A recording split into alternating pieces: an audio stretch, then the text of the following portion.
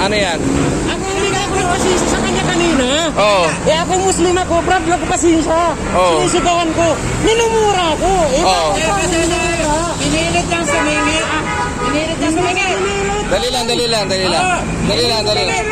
Hindi ako nagsisinungaling. Kalma. Wait. Galing pa ako ng Mindanao. Eh, Mindanao ako. Hindi ka kilala. Dali lang. Mindanao ako. Dali lang. Huwag natin po. Oy. Dali. Sabi, Mindanao ka. Dali lang. Ano lang? Mindanao, buhay mo? Dali lang. Ano nangyari bangga niya? Oo. Wala na yung gajara nung Saan ba yan? nagpreno ka ng bigla. Saan ang presyan?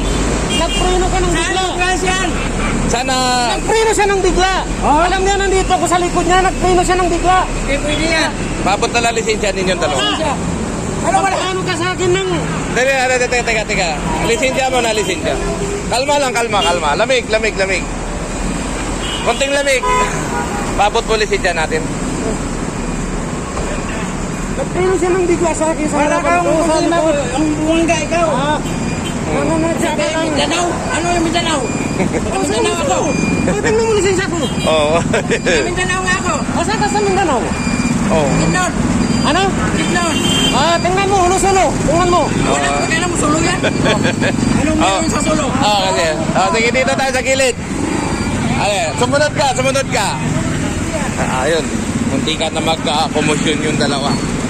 Muntikan na magka-abutan. Puro taga Mindanao, puro mga atapang-atao. Dito po yan sa PGH. Pero hindi ko alam kung saan sila nagkaabutan na nabangga yung likod ng ng Mitsubishi.